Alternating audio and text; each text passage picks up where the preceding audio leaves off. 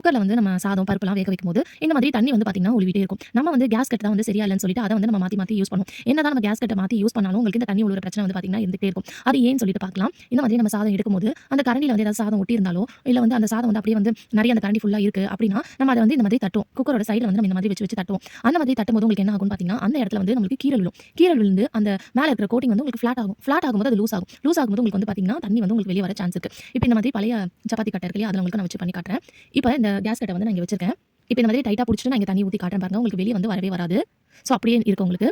இதே same problem தான் நம்ம குக்கருக்கும். இப்ப நான் உங்களுக்கு சாச்சு கூட காட்டுறேன் பாருங்க. அந்த தண்ணி வந்து கீழ ஒழுகி வராது.